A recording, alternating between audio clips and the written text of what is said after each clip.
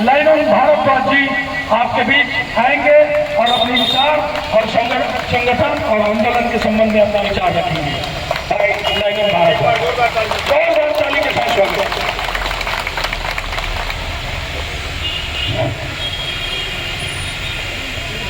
सबसे पहले शक्ति विरासत की वीर भूमि इस जिले के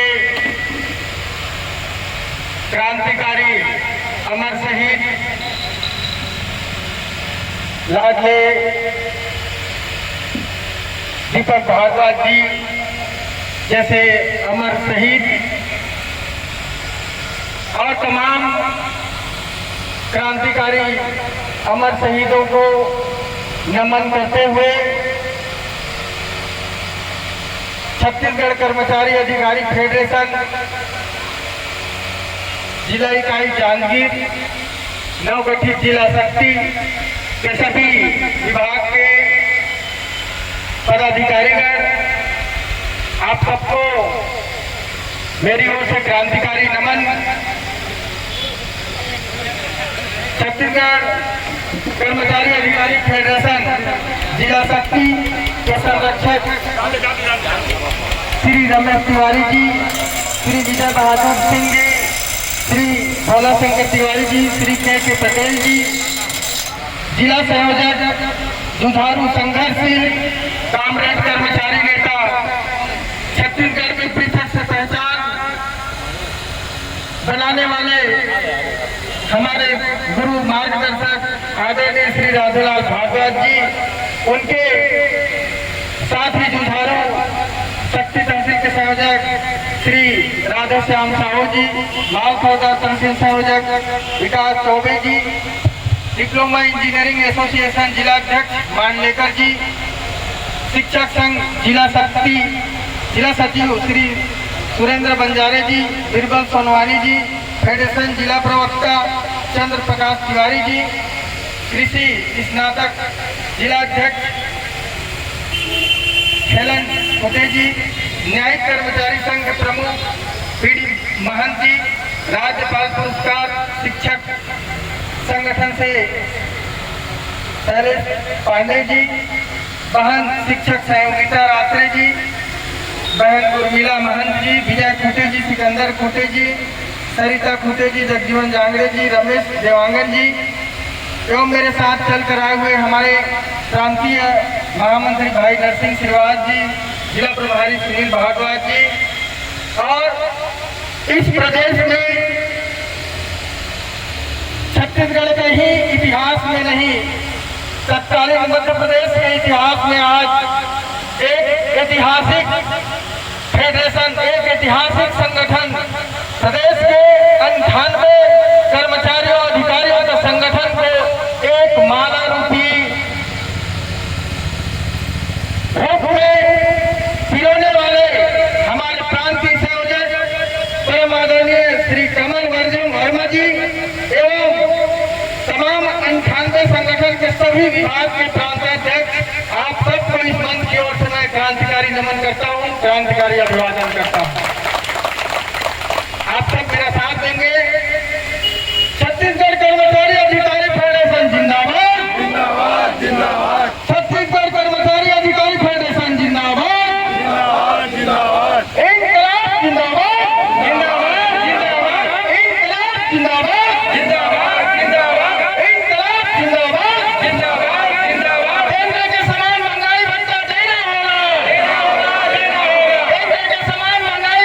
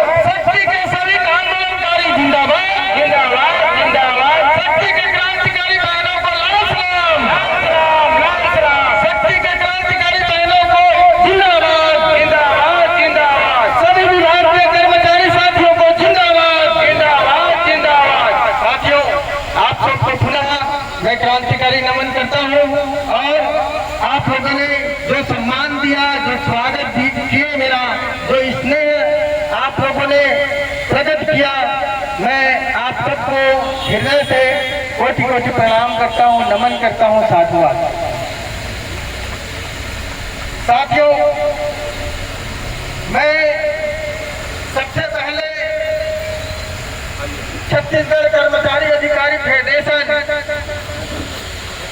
के तमाम जुझारू साथियों, प्रदेश पदाधिकारियों, सभी जिला के जिला पदाधिकारीगण और सभी ब्लॉक के ब्लॉक पदाधिकारीगण, आप लोगों ने इस प्रदेश के अंदर में जो इतिहास, कर्मचारियों के इतिहास में स्वर्णिम अक्षरों में जिस क्रांति की आप लोगों ने शुरुआत किया है, ये निश्चित रूप से खाली नहीं जाएगा।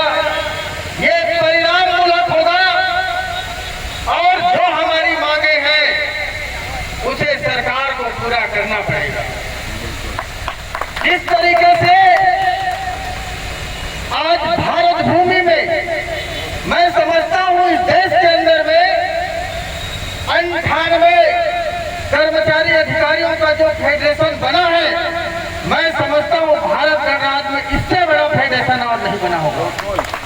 और जब इतना बड़ा फेडरेशन इस देश के अंदर में बना है और वो आपके राज्य में बना है, हमारा राज्य में बना है, इस छत्तीसगढ़ में बना है और उसके सूत्रधार हम सब लोग हैं, तो निश्चित रूप से हमारा जो मान है 34% दिए और एचआरए जो 7वें वेतनमान के आधार पर जो हमारा हक है, जब तक सरकार हमें नहीं देगी यह आंदोलन खत्म नहीं होगा।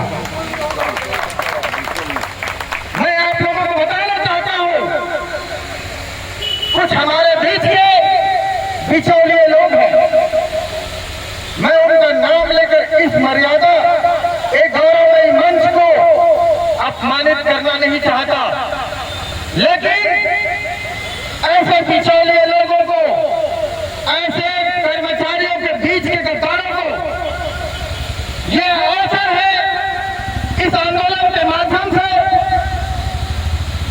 सबक सिखाने का, जूता मारने का समय है। और निश्चित रूप से आज चौथे दिन के सफल और ऐतिहासिक आंदोलन के रूप में हमने उनको जूता मार दिया है।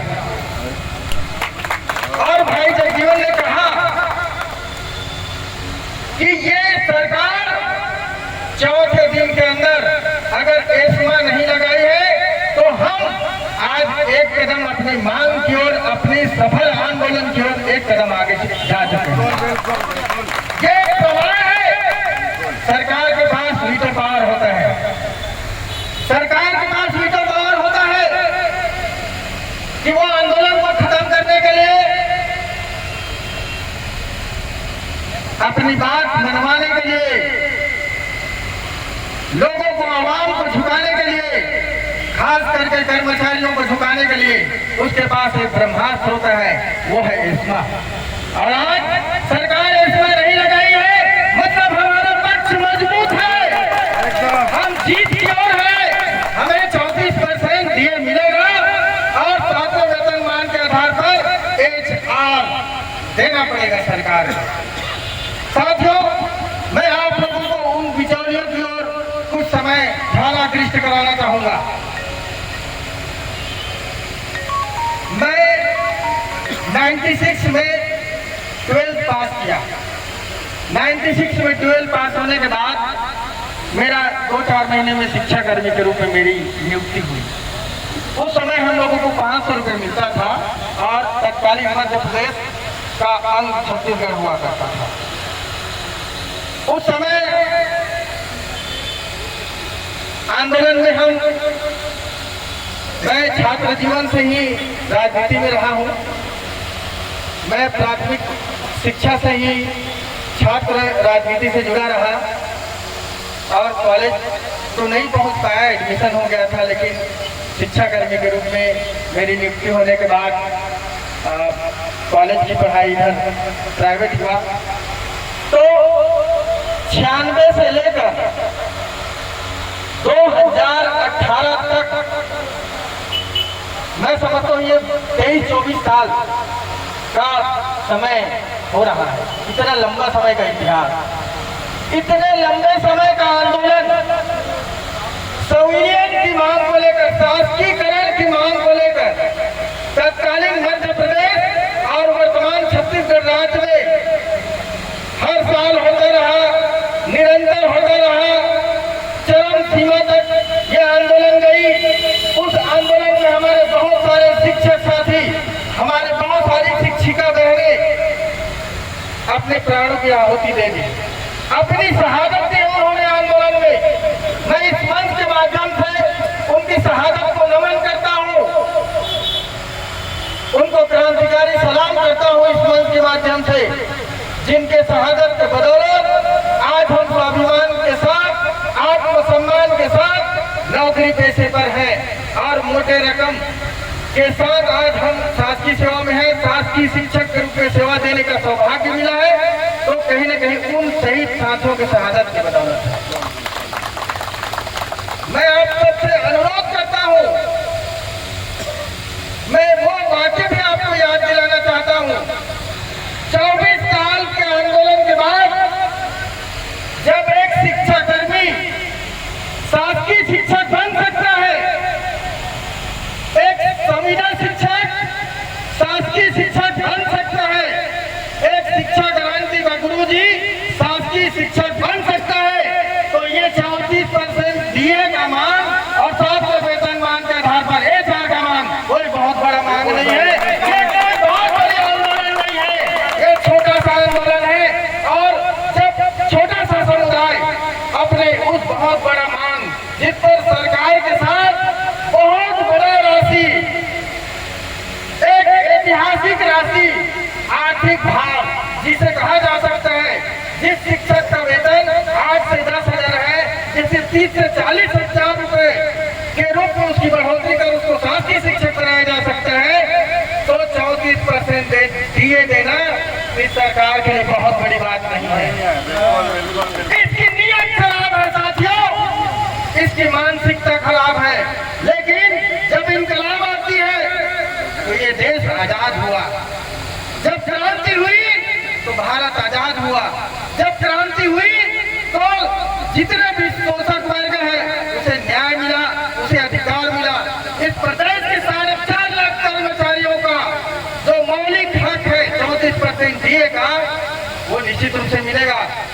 और वो दिन दूर नहीं, हमारा आंदोलन, हमारा नेता आदरणीय कमल वर्मा जी नेक, ईमानदार, निष्ठावान कर्मचारी नेता हैं, उनके नियत पर कोई शक नहीं है। उनके लिए जोरदार एक बार ताली उनका अभिवादन करें। हमारे जितने भी प्रांताध्यक्ष हैं तमाम 98 विभाग के, उन सभी के लिए एक बार जोरदार ताली से स्वागत करें। उन बिचौलियों ने अपनी औकात बता दी। मैं आपको उस समय की बात आपको आपके ध्यान आकृष्ट कराना चाहता था, जब हम शिक्षाकर्मी थे, हम शिक्षाकर्मी थे, जब परिणाम मूलक समय आता था, यही बिचौलिए लोग, यही गद्दार लोग आंदोलन वापस ले लेते थे। आप लोगों को याद होगा, आप लोगों को अच्छे से याद होगा। मैं ये जानना चाहता हूँ इस मंच की ओर से कि जितने साथी उन बिचौलियों को जानते हैं, कृपया हाथ खड़ा करें, मैं भी परिचय होना चाहता हूँ। धन्यवाद साथियों, आप सबको क्रांतिकारी अभिवादन। सहयोगिता बहन आपका नाम है, आपको विशेष क्रांतिकारी अभिवादन। आपने बहुत अच्छी प्रस्तुति की। मेरे साथियों, मैं जब 96 से देख रहा था उनकी बिचौलियों पर, उनकी गद्दारी को, मेरे मन में ये सवाल आता था। बचपन से ही मैं विद्रोही स्वभाव का रहा,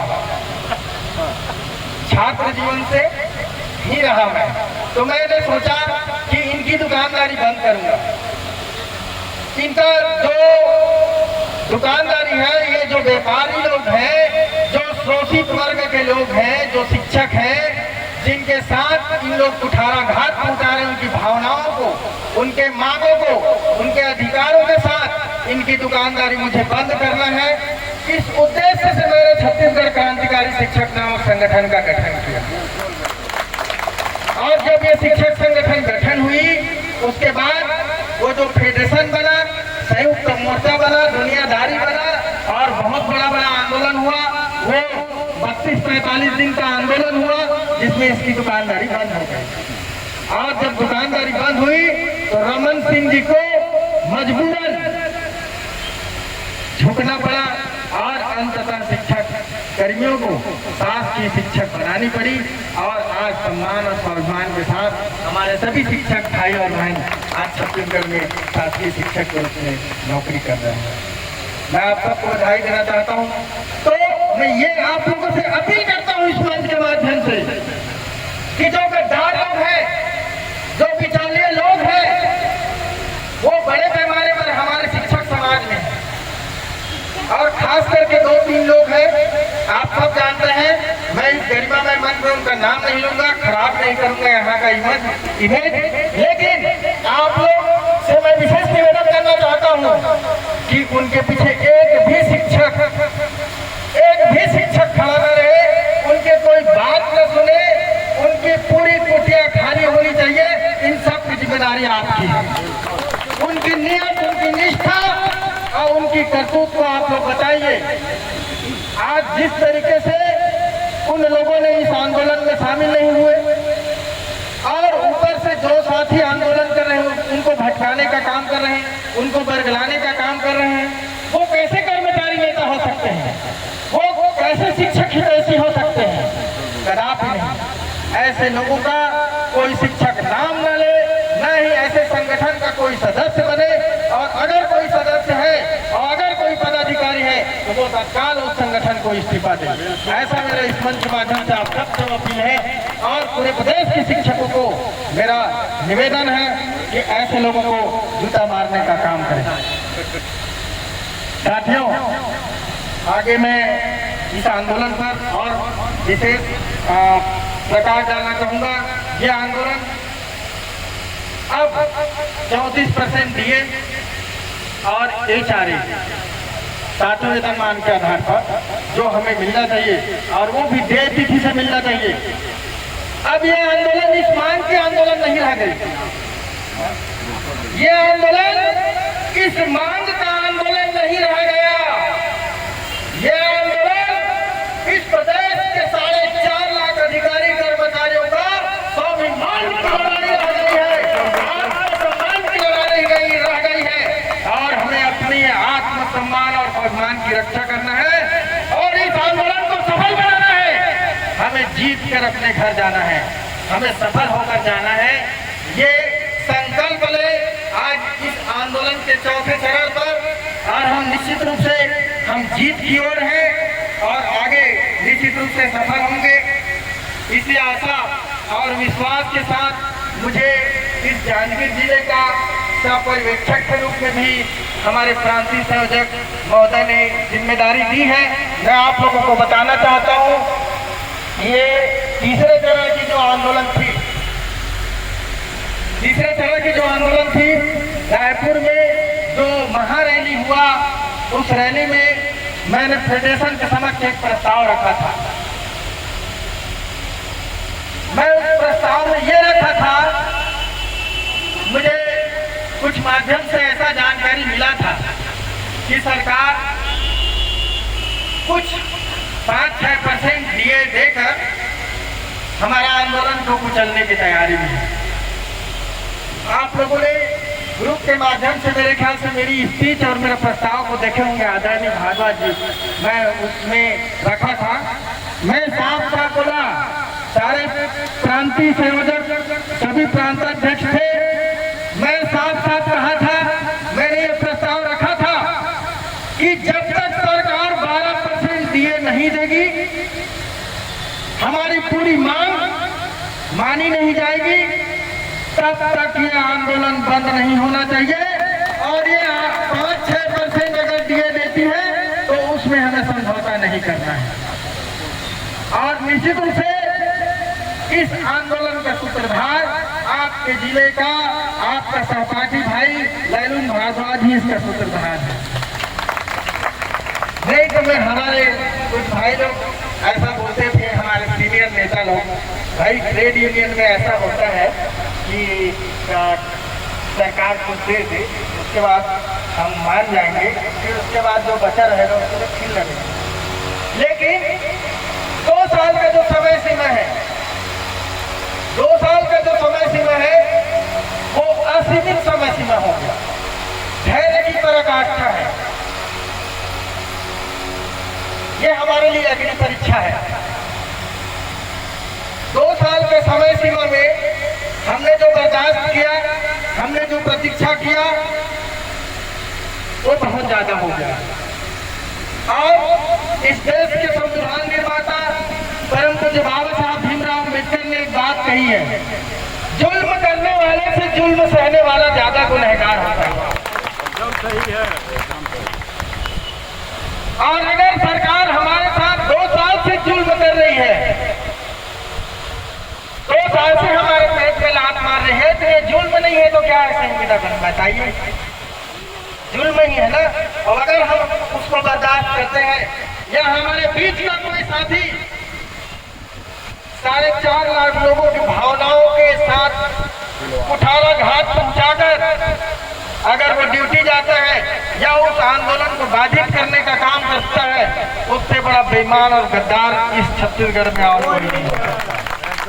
मैं उनका इस मंच के माध्यम से बड़े शब्दों में निंदा करता हूँ, उनकी भर्त्सना करता हूँ ऐसे दलालों का, ऐसे तथाकथित संगठन के नेताओं का जो इस आंदोलन में शामिल नहीं है। लेकिन हमें घबराने की बात नहीं है, हमें चिंता करने की बात नहीं है। जब एक छोटा सा समुदाय जिसमें 20,000 से 40,000, 10,000 लोगों की भीड़, लोगों की संगठन जब अपनी मांग पूरा करा सकता है, लंबा आंदोलन कर सकता है, तो हम 4.5 लाख लोग, हमें ज्यादा लंबा आंदोलन करने की जरूरत नहीं पड़ेगी। और माननीय भूपेश बघेल जी को और इस शक्ति के माननीय विधायक छोटे काका है माननीय श्री चरणदास महंत जी, वो कबीर है। मैं उनको कबीर साहब जी का दोहा को कुर्सी में बैठे बैठे थोड़ा याद करें।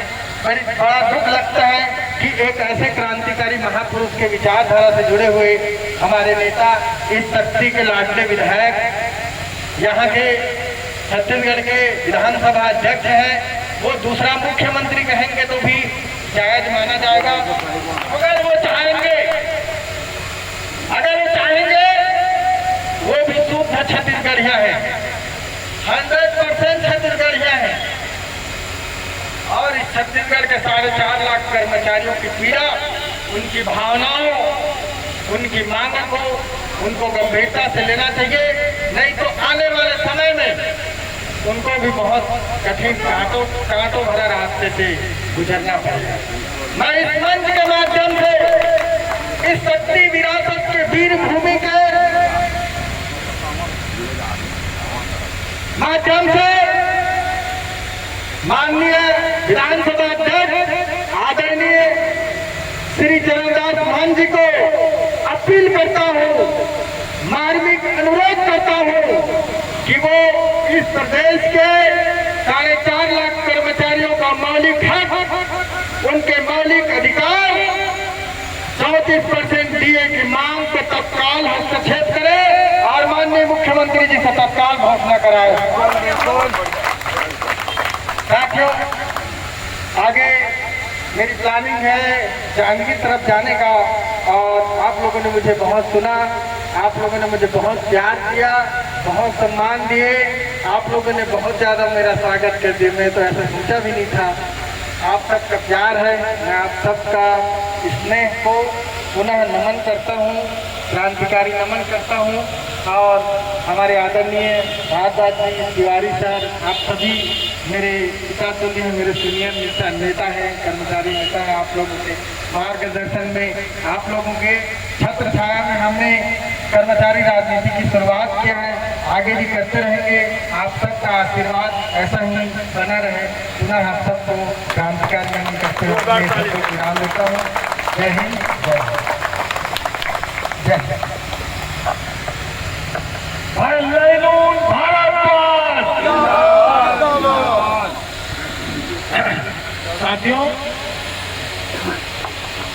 साथियों, आपने हमारे क्रांतिकारी प्रांताध्यक्ष लैनून भारद्वाज जी का एकदम सार्वगर्भित ओजस्वी पूर्ण भाषण आपने सुना। एकदम यथार्थ चीज को उनके द्वारा बताया गया। वो जो बात बताए उस पर मैं 2 लाइन आप लोगों को बोलना चाहूंगा, बताना चाहूंगा कि वो कितनी सच्चाई भरी बात बोले हैं उन जयचंदों के बारे में। 2017 में जब शिक्षा कर्मियों का जब हड़ताल हुआ तो आज जो संगठन इस आंदोलन को समर्थन नहीं कर रहा है, ये जो संगठन था, ये संगठन रातों रात, उस समय कांग्रेस पार्टी का प्रदेश अध्यक्ष हुआ करता था भूपेश बघेल, इन्होंने अगले दिन छत्तीसगढ़ बंद का आह्वान किया था और इन लोगों के समर्थन में वो इन लोगों से साथ मांगा था। लेकिन रातों रात ये गद्दार लोग सौदा किए, समझौता किए और रातों रात हड़ताल को वापस ले लिए। और ये यथार्थ बात बता रहा हूं आप लोगों को कि ये जब वापस लिए तो इससे भूपेश बघेल को भारी नाराजगी हुई, बहुत ही ज्यादा नाराजगी हुई कि ये लोग, मैं इतनी बड़ी तैयारी करके रखा था और रातों रात वापस ले लिए। और वो नाराजगी का परिणाम ये हुआ कि इन लोगों को उस दिन के बाद इनकी जो दुकानदारी है वो मंत्रालय संचालय में बंद हो गई। ये जो 2 नेता हैं, 2 गद्दार अभी प्रमुख है, इनकी दुकानदारी बंद हो गई। अब ये लोग अपनी दुकानदारी चलाने के लिए जब मुख्यमंत्री ने ओपीएस लागू किया तो मुख्यमंत्री से समय मांगे कि हम आपका सम्मेलन करेंगे करके, और मुख्यमंत्री ने एक ही डेट दिया, उस डेट को हम सम्मेलन करेंगे। तब भी इन्होंने चाल चला और इन्होंने ये कहा कि मुख्यमंत्री हमको फलाना डेट दिए है और उस डेट को हम मुख्यमंत्री का सम्मान करेंगे। लेकिन मुख्यमंत्री को इनसे खासी नाराजगी होने के कारण इनके डेट को स्वीकार नहीं किए और इनको समय नहीं दिए। इस नाराजगी से बचने के लिए इन्होंने अभी जब हमारा 5 दिन का आंदोलन हुआ तो एक नाटक करके, एक नौटंकी करके अनिश्चितकालीन हड़ताल का इन्होंने घोषणा किया। इनकी औकात थी तो 6वें दिन बंद क्यों की रही? इनके पास अगर फौज है तो अनिश्चितकालीन हड़ताल को चलने देते। आज जब हम लोग अनिश्चितकालीन में आए हमारे साथ शामिल हो जाते, लेकिन 6 दिन के अंदर में उस दुकानदारी को बंद कर दिए।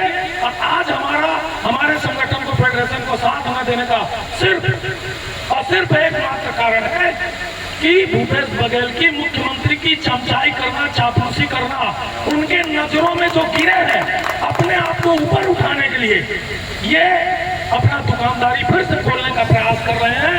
मेरे प्रदेश के सारे शिक्षक साथियों से मेरा आग्रह है कि ऐसे अपने लिए, अपने खुद के लिए, अपने खुद का वजूद बचाने के लिए संगठन के आड़ में, कर्मचारियों के आड़ में नेतागिरी करने वाले ऐसे गद्दार नेताओं का साथ छोड़े और हमारे क्रांतिकारी इस फेडरेशन के साथ में शामिल हुए।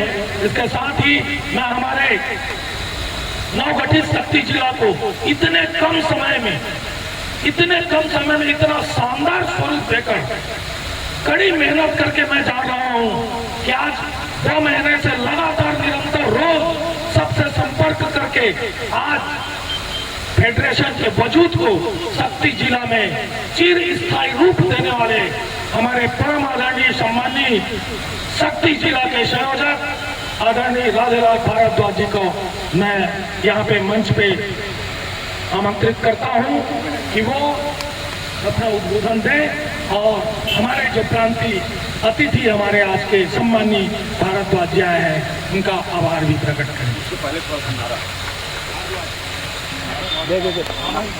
माइक में जोश आ जाए,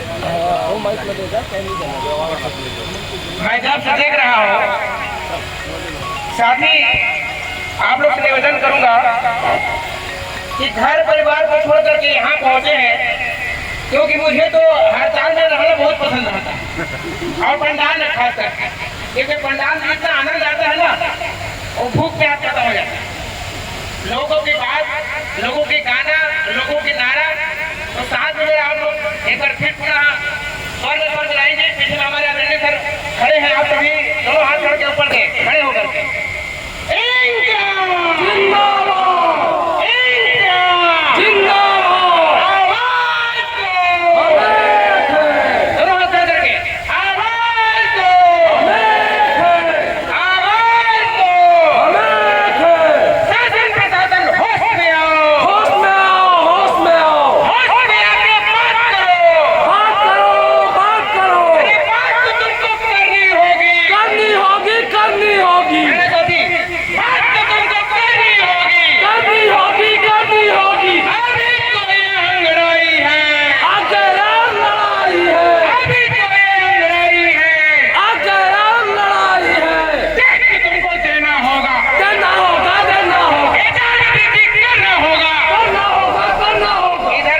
जिंदाबाद जितना मैं एनर्जी लॉस कर रहा हूँ उससे कहीं ज्यादा आप लोग भी करें। करना होगा जिंदाबाद जिंदाबाद जिंदाबाद जिंदाबाद जिंदाबाद कर्मचारी इकाई पेंशन जिंदाबाद जिंदाबाद जिंदाबाद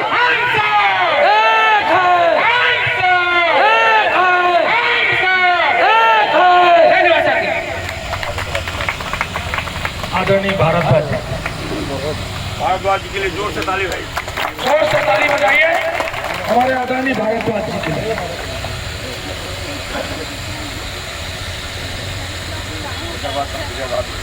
साथियों, छत्तीसगढ़ कर्मचारी अधिकारी फेडरेशन जिला इकाई शक्ति के तत्वाधान में आंदोलन के चौथे चरण में अनिश्चितकालीन हड़ताल के चलते दिन मंच में उपस्थित आप सभी का हार्दिक अभिनंदन करता हूं, हार्दिक स्वागत करता हूं।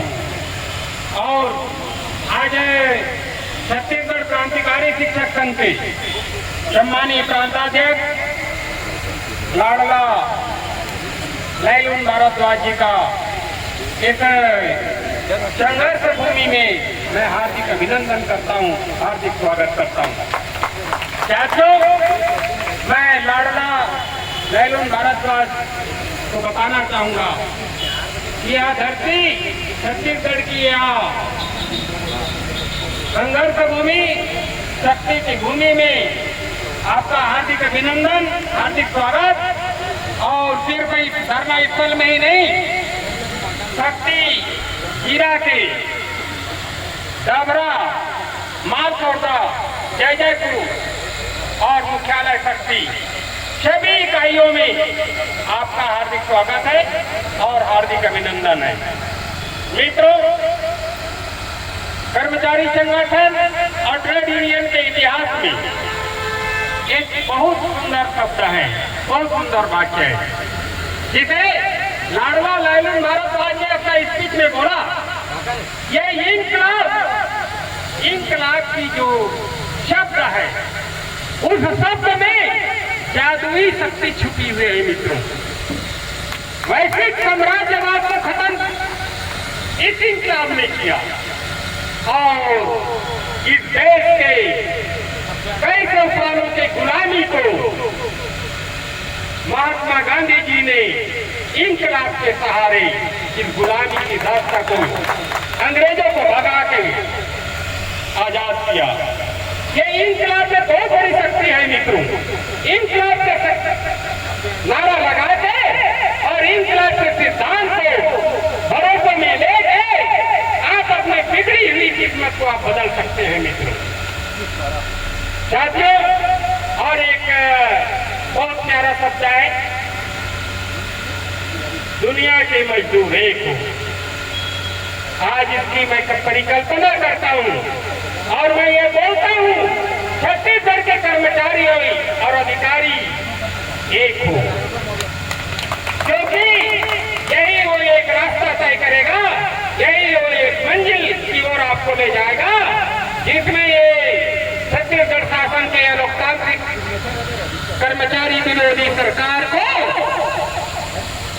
मजबूर कर देगा साथियों, और हमारी मांगे पूरी होगी और हमारी मांगे पूरी होगी। मित्रों, साथियों, मैंने कहा आज जैसे ये शासन की जो आंखें जो हमें देख रही है और सुन रही है, आप ऐसा ना सोचे कि 400 किलोमीटर दूर में है तो ये छत्तीसगढ़ शासन की आंखें हमको नहीं देख रही, हमको देख रही मित्रों, लेकिन हम उन आंखों को परवाह नहीं करते साथियों।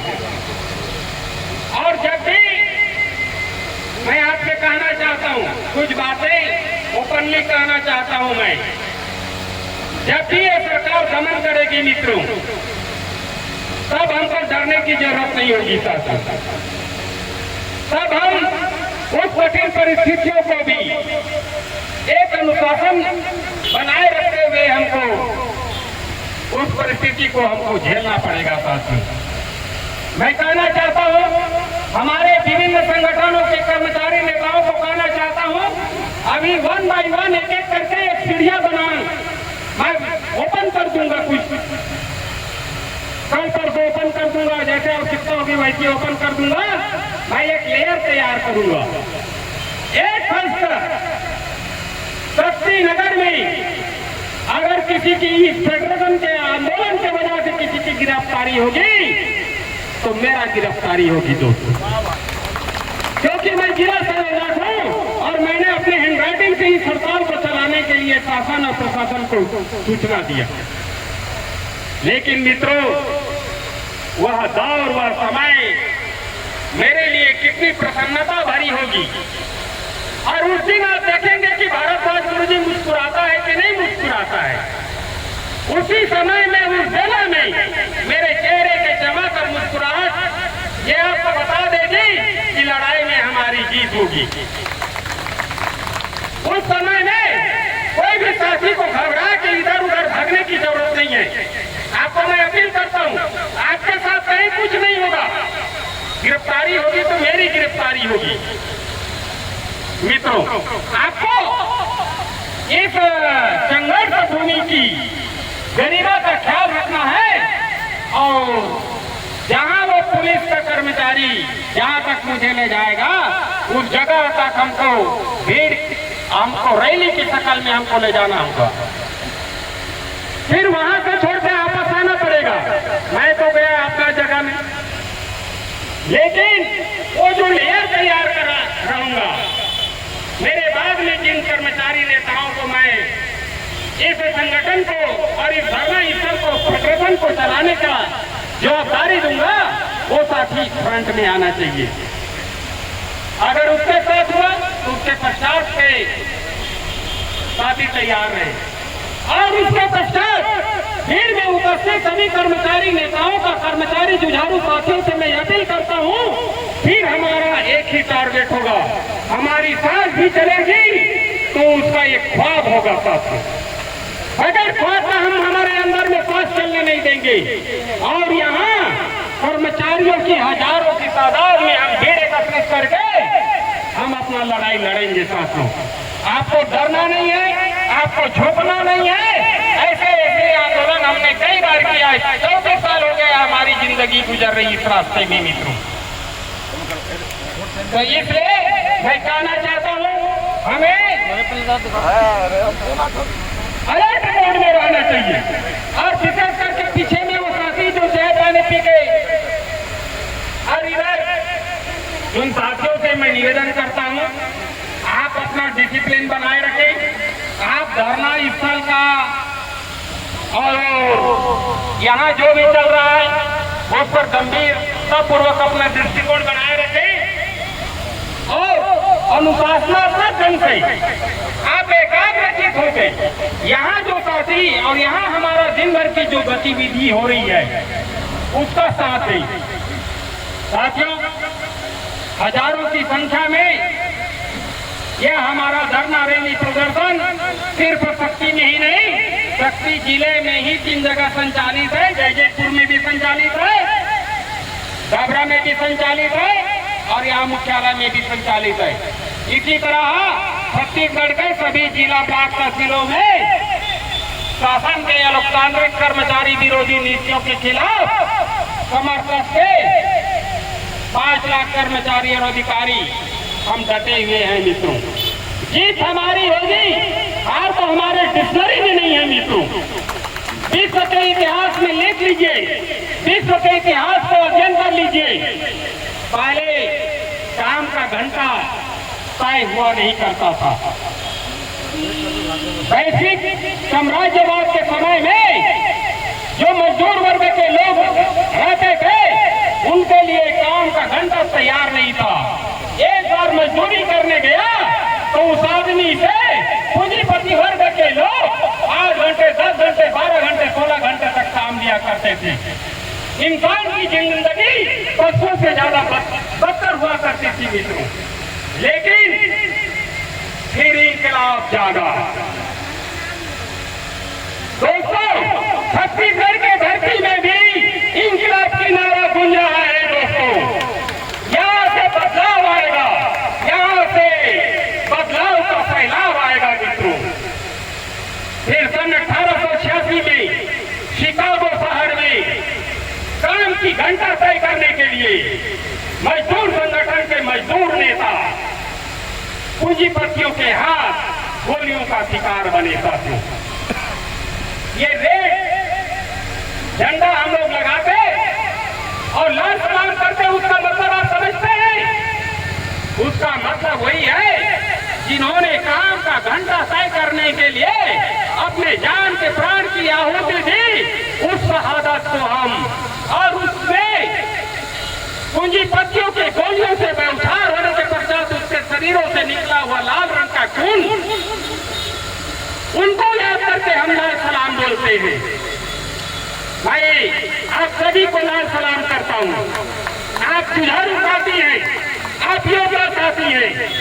वहां से काम का घंटा तय करना शुरू हुआ मित्रों। तब आजाद भारत में आज कितना घंटा होता है? 8 घंटे का ड्यूटी होता है सरकारी कर्मचारी अधिकारियों का। लेकिन आजादी के 76 साल बाद भी मैं आपसे एक प्रश्न करता हूँ, क्या वह 1886 में लड़ा हुआ हमारे वीर सिपाहियों मजदूर नेताओं के खून का, जिन्होंने एक छोटी सी मांग थी कि काम की घंटा तय कर दें, क्या आज भी आजाद भारत और हिंदुस्तान में भी वो लागू हुआ? क्या बाबा साहब डॉक्टर भीमराव अम्बेडकर ने इसके लिए बढ़िया से बढ़िया कानून बनाया, श्रम कानून बनाया, लेकिन इस देश के कुर्सी में काम करने वालों को लोगों की नियत होती है, इसके लिए आज तक काम का घंटा तय नहीं हुआ मित्रों।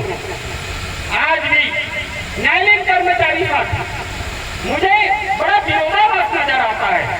न्यायालयीन कर्मचारी साथी कितनी बेवकूफी के शिकार है। सुबह एक बार 10 बजे गए, उसके पश्चात रात 8 बजे 9 बजे तक काम करते रहते हैं। ये 8 घंटा किसके घड़ी में नहीं हुआ भाई? रात 9 बजे तक इस साथी से काम लेता है, उस साथी वो सच के घड़ी में 8 घंटा कितने को बोलता है? और ये न्यायालयीन कर्मचारी नहीं, कलेक्टर में जाकर देखो, 5 बजने के बजाय 6, 7, 8 बजता है तो वही और ज्यादा काम लेता है वो अधिकारी। साथियों, आजाद हिंदुस्तान में मैं पूछता हूँ, काम का घंटा तय हुआ क्या? ये केंद्र की सरकार और राज्य की सरकारों की आंखें देख नहीं पा रही मित्रों। लेकिन दोस्तों, सारे समस्याओं का समाधान का एक ही तरीका है, इंकलाब। आप सब बोले इंकलाब। आप सबको ये बोलना है, जिंदाबाद तो बोलना ही है, लेकिन आप सारी समस्याओं का जड़ का एक ही निराकरण है, इंकलाब।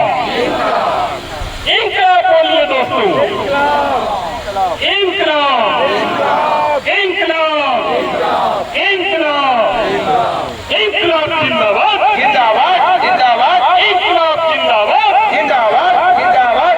हम इंकलाबी लोग हैं, हम लोग इंकलाबी लोग हैं, अव्यवस्था के खिलाफ इंकलाब पैदा करते हैं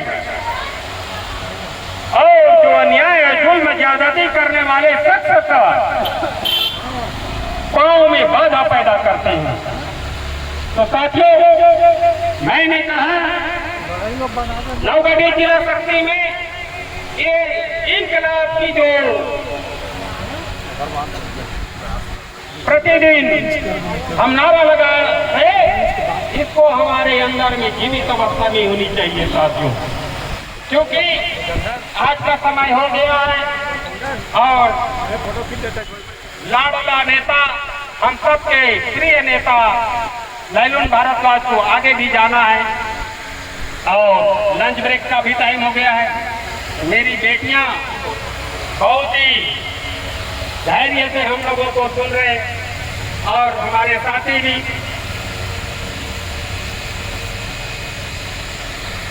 हमारा लाडला जी का आंदोलन के दौरान आज तक किसी कर्मचारी को कोई क्षति नहीं हुआ। आंदोलन को कुचलने के लिए कार्रवाई का भय दिखाया जाता है, डरना नहीं है। आंदोलन के दौरान कहीं किसी का अहित हो ही नहीं सकता, क्योंकि हमारे पास बहुत बड़ी ताकत है। तो साथियों, मैं और हम सब आपसे फिर बात करते रहेंगे। मैं अभी अपना समय को ध्यान में रखते हुए, अभी 2:40 हो रहे, अभी 3:10 तक के लिए मैं आपको अवकाश मैं देता हूँ। और ये आधा घंटा छुट्टी आपको लंच ब्रेक के लिए। और मैं छत्तीसगढ़ कर्मचारी अधिकारी फेडरेशन जिला इकाई के शक्ति के इस मंच में जब मानी लाडला लैलून भारद्वाज का हार्दिक अभिनंदन करते हुए, उन्होंने जो हमारी एक बार की बात में हमारे जिले के लिए उन्होंने समय निकाला, इसके लिए यह मंच आपके ओर आभार प्रकट करता है और आपके प्रति स्नेह प्रकट करता है। साथी लैलून भारद्वाज जिंदाबाद, संघर्ष के साथी लैलून भारद्वाज जिंदाबाद, जिंदाबाद, जिंदाबाद। संघर्ष के साथी लैलून भारद्वाज जिंदाबाद, जिंदाबाद, जिंदाबाद। इंकलाब जिंदाबाद, जिंदाबाद। Thank you. आप जा सकते हैं।